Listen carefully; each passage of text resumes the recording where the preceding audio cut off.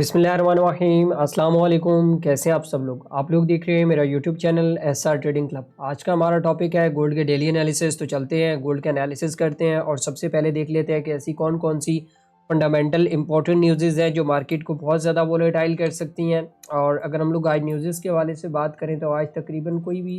इतनी कोई ख़ास इंपॉर्टेंट न्यूज़ नहीं है, लेकिन एक चीज़ मैं आपको बता दूं कि जैसा कि आपको पता है कि एनुअल क्लोजिंग चल रही है, तो उसके ऊपर मार्केट आपको बहुत ज़्यादा वोलेटाइल नज़र आ सकती है किसी भी टाइम के ऊपर, ठीक है। और अगर हम आज की न्यूज़ के वाले से बात करें तो आज हमारे पास तकरीबन 7:45 पे जो है वो एक न्यूज़ है शिकागो पीएमआई की।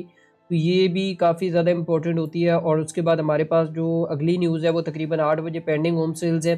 तो आज तो सिर्फ ये दो न्यूज़ हैं, ये कोई इतनी बड़ी न्यूज़ नहीं है, लेकिन हो सकता है मे बी पॉसिबल है कि 31 दिसंबर कल की डेट में, मतलब कि जब मार्केट इंटर होगी तो मार्केट आपको बहुत ज़्यादा वोलेटाइल नज़र आ सकती है एनुअल क्लोजिंग की वजह से।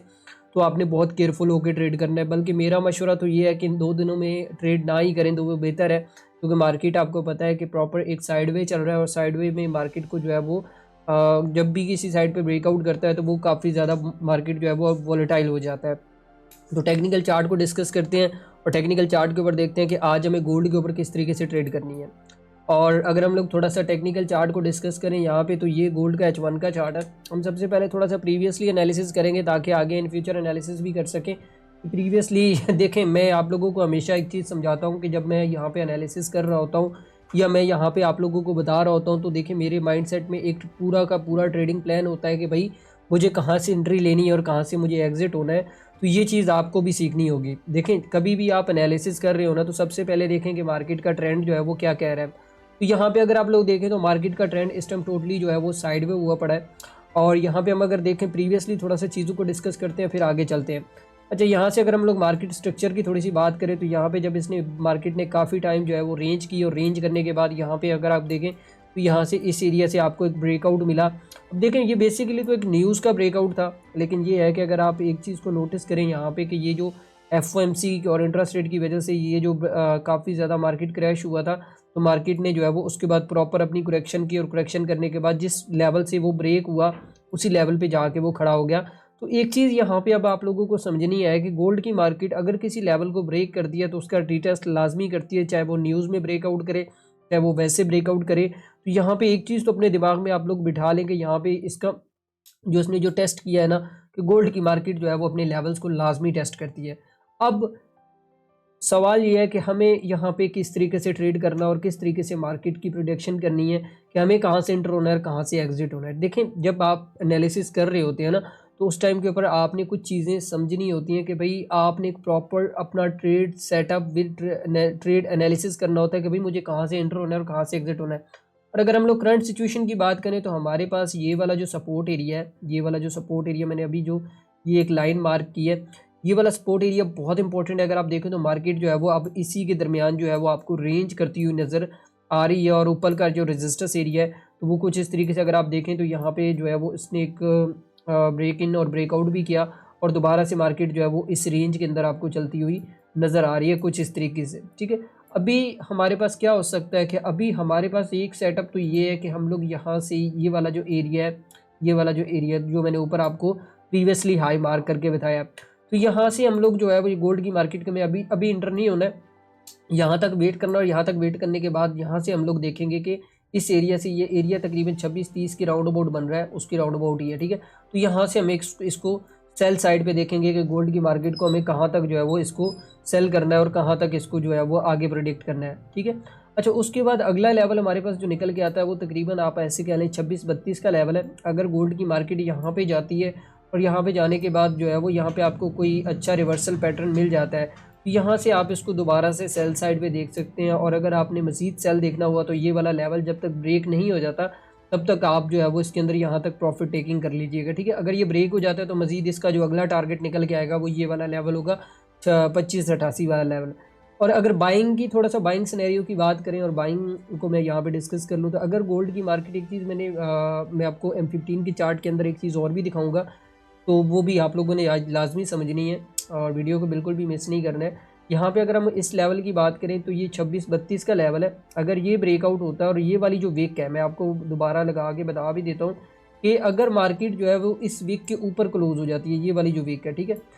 तो यहाँ से फिर हम लोगों को क्या करना है कि वेट करना है। वेट करने के बाद दोबारा यहाँ पे हमें कोई बुलिश का एविडेंस मिले और यहाँ पे जब रीटेस्ट की कैंडल होगी ना, तो यहाँ पे हमने देखना है कि जो प्रीवियसली कैंडल जिसका ब्रेकआउट हुआ था और उसका हाई जैसे ही टूटेगा ना, तो उसके हाई के ऊपर जैसे ही मार्केट नीचे आएगा तो यहाँ पे हम लोगों ने बाय कर लेना है और इस लो के नीचे का स्टॉप लॉस रख लेना। और यहाँ पे उसका जो बाइंग वाला जो टारगेट है वो हमारा यहाँ तक, फिर ये वाली जो विंडो है, जो ऊपर वाली विंडो है 2664 वाली विंडो जो है वो ओपन हो जाएगी और यहाँ तक आप इसको बाय वाली साइड पे जो है वो देख सकते हैं कुछ इस तरीके से, ठीक है। तो मेरे ख्याल में आई थिंक बाइंग भी समझ आ गई होगी, सेलिंग भी समझ आ गई होगी। चलते हैं थोड़ा सा M15 के ऊपर डिस्कस कर लेते हैं कि M15 में हम लोगों ने किस तरीके से ट्रेड करना है। तो देखिए, मैंने सुबह मॉर्निंग के एनालिसिस आप बिल्कुल भी मिस ना किया करें। मैंने यहाँ पे ये वाला जो प्रीवियसली अगर यहाँ पे देखें तो मैं थोड़ा सा ड्रा भी कर देता हूँ कि ये वाला जो एक रेंज एरिया था और काफ़ी देर मार्केट ने इसके अंदर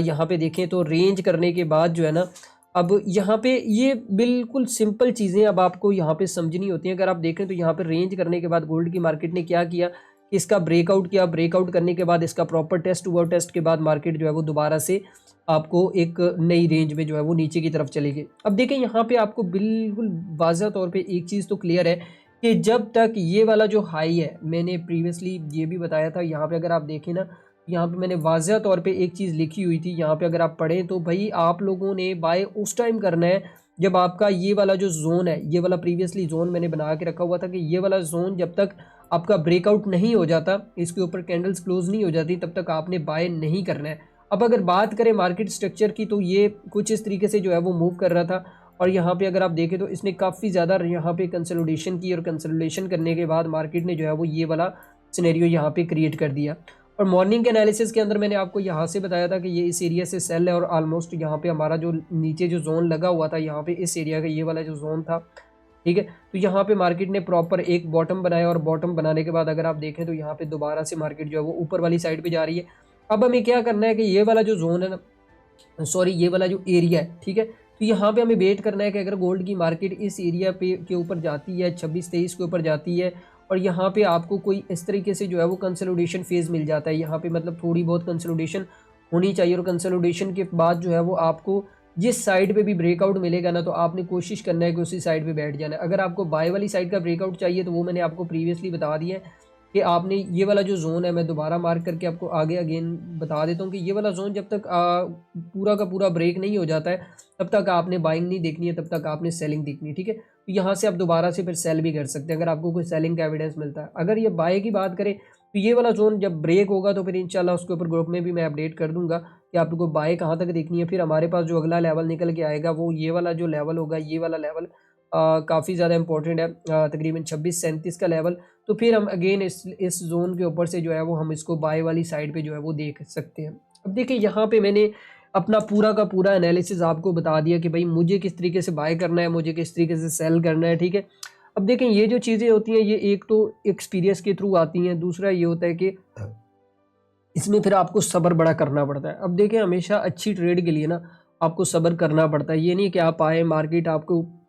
आते सर, कभी कभार हो जाता है कि यार आप बैठते हैं सेटअप के ऊपर तो आपको ट्रेड मिल जाती है, लेकिन मोस्टली आपको वेट ही करना पड़ता है और यही वेट के चक्कर में हम लोग जो है वो गलतियां करते हैं। तो कोशिश करें, सब्र करें, थोड़ा सा सब्र करके ट्रेड करें। बल्कि मेरा तो मशवरा यही है, वैसे मैंने सेटअप आप लोगों को बता दिए, ठीक है, कि 31 दिसंबर और 30 दिसंबर को ट्रेड जो है वो थोड़ा सा अवॉइड कर लें। कौन सी मार्केट कहीं भागी जा रही है, जब जनवरी में मार्केट ओपन होगी 3-4 तारीख तो को मार्केट जब ओपन होगी तो उस टाइम के ऊपर आप इसमें देखें, बाइंग देखें, सेलिंग देखें, तो उस टाइम के ऊपर चीज़ें जो है वो आपको काफ़ी ज़्यादा इंशाल्लाह इसके अंदर क्लियर हो जाएंगी। तो बाकी दुआओं में याद रखिएगा, मिलते हैं कल की वीडियो के अंदर। अल्लाह हाफिज़।